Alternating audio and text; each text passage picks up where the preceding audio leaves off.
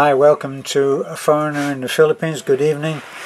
And I'm looking at short stories, and I have a particular book that somebody gave me, I think probably Mr. and Mrs. O, I'm not quite sure, but it's by an author called James Thurber, who I would love to introduce you to. James Thurber is probably best known for a story called The Secret Life of Walter Mitty. And on the back of the book it talks about The Secret Life of Walter Mitty is just one of James Thurber's many wry, humorous stories. Special collections contain some of his best stories, poking fun at his own weaknesses and those of other humans. They demonstrate Thurber's offbeat, hilarious imagination and his unique take on the world around him. And one of the other stories, it says The Evenings at 7, and it's about a man who gets engrossed into his own thoughts and he ends up in the wrong place when he's going home. Now, the beauty of a really clever short story is that it presents you with possibilities, and then it gives you an ending that maybe you hadn't thought of. And during that time, it should be like a great mystery story based in just a couple of not of sentences, but just a couple of pages. This one is just 3 pages, and it is so brilliant because it shows how our train of thoughts can lead us in these unexpected ways. So this one, The Evenings at 7. He hadn't lighted the upper light in his office all afternoon, and now he turned out the desk lamp. It was 7:15 in the evening, and it was dark and raining. He could hear the rattle of taxicabs and trucks and the sound of horns. Very far off, a siren screamed its frenzied scream, and he thought, it's a little like an anguish dying with the years. When it gets to 3rd Avenue or 95th Street, he thought, I won't hear it any more. I'll be home, he said to himself. As he got up slowly and slowly put on his hat and overcoat, the overcoat was damp. By 7 o'clock, if I take a taxicab, I'll say, hello, my dear, and the 2 yellow lamps will be lighted and my papers will be on my desk. And I'll say, I guess I'll lie down for a few minutes before dinner. And she will say, all right, and ask 2 or 3 small questions about the day, and I'll answer them. When he got outside of his office, in the street, it was dark and raining, and he lighted a cigarette. A young man went by whistling loudly. 2 girls went by talking gaily as if it were not raining, as if this were not a time for silence and for remembering. He called to a taxicab and it stopped, and he got in and sat there on the edge of the seat. And the driver finally said, where to?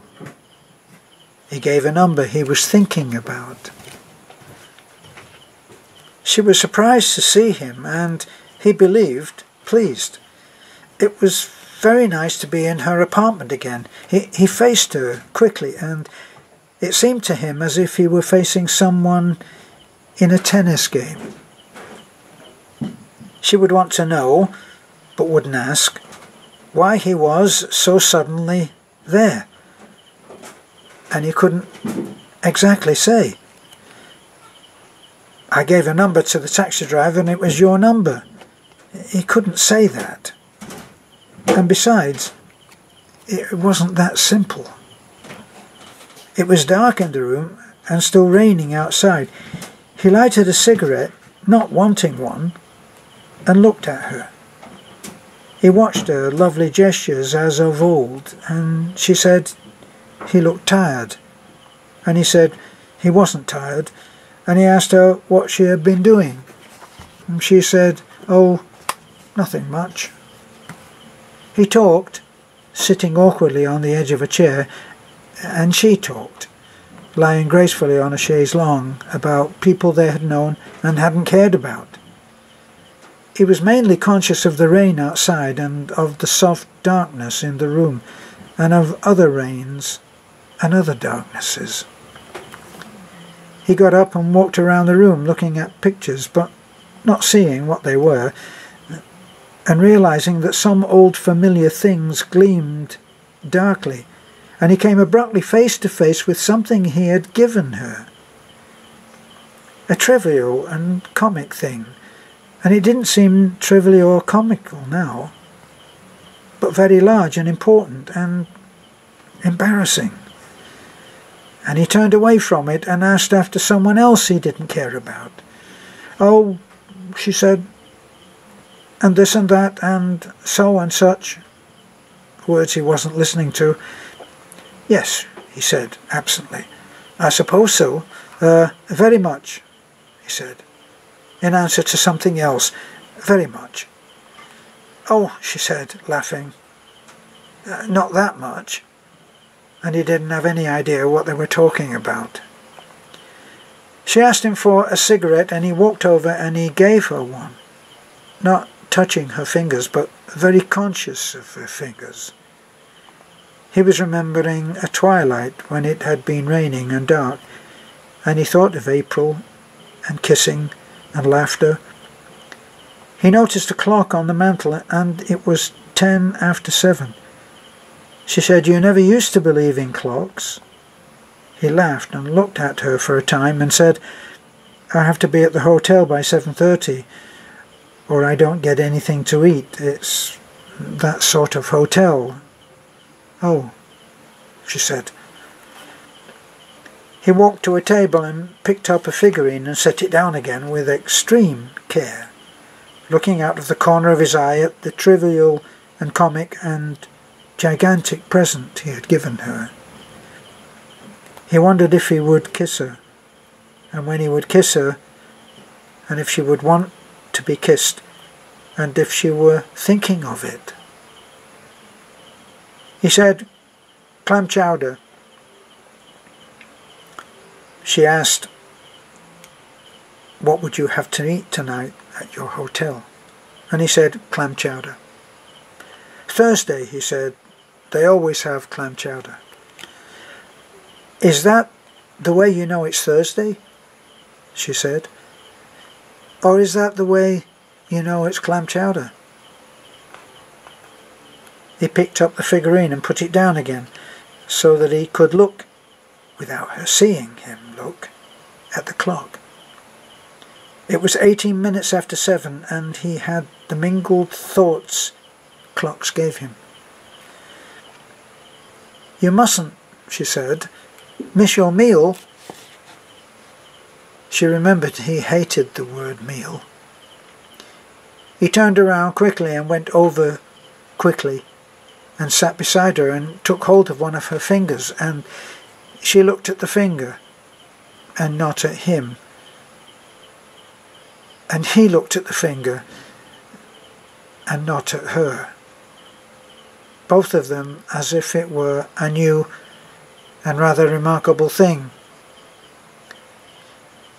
He got up suddenly and picked up his hat and coat, and suddenly put them down again. And he took 2 rapid, determined steps toward her, and her eyes seemed a little wider. A bell rang. "Oh, that," she said, "will be Clarice." And they relaxed. He looked a question, and she said, "My sister." And he said, "Oh, of course." In a minute it was Clarice, like a small explosion in the dark and rainy day, talking rapidly of this and that. My dear, he, and this awful, and then all of a sudden people, so nothing loath, and I said, and he said, if you can imagine that." He picked up his hat and coat, and Clarice said hello to him, and he said hello, and looked at the clock, and it was almost 25 after 7. She went to the door with him, looking lovely. And it was lovely, and dark, and raining outside. And he laughed, and she laughed, and she was going to say something, but then he went out into the rain and waved back at her, not wanting to wave back at her, and she closed the door and was gone. He lighted a cigarette and let his hand get wet in the rain, and the cigarette got wet and rain dripped from his hat. A taxicab drove up and the driver spoke to him and he said, "What? Oh, sure." And now he was going home. He was home by 7:30, almost exactly, and he said good evening to old Mrs. Spencer, who had the sick husband, and good evening to old Mrs. Holmes, who had the sick Pomeranian. And he nodded and smiled, and presently he was sitting at his table and the waitress spoke to him. She said, "The missus will be down, won't she?" And he said, "Yes, she will." And the waitress said, "Clam chowder tonight and consomme. You always take the clam chowder, ain't I right?" "No," he said, "I'll have the consomme." So, that's James Thurber. I would love to think that in hearing some of the narrated short stories, you might take an interest in getting away from your tablet or your phone or your computer and taking up a book. This is a foreigner in the Philippines. Thank you for looking in. Some of my own short stories are on sale on Amazon.com, and the titles: 7 Days. One book is 7 days, a different story for each of 1 day in a week in the Philippines, and they're all pretty much about some kind of aspect of life in the Philippines, and also a book about my own life and my experiences bringing up my son as a single parent. I know, sounds very adventurous, I know, a real adrenaline rush, but it's called The Bringer of Light. And another book which is a slight difference in the way that I normally tell stories, and that is Dying Man and the $4 Coffin, which you might like. So, this is a foreigner in the Philippines. If you've enjoyed this, you can always like, comment, subscribe. Please subscribe. It makes a huge difference in the way that we are able to function if our subscribers are greater rather than lesser. Thanks for watching. A very good night, and bye for now.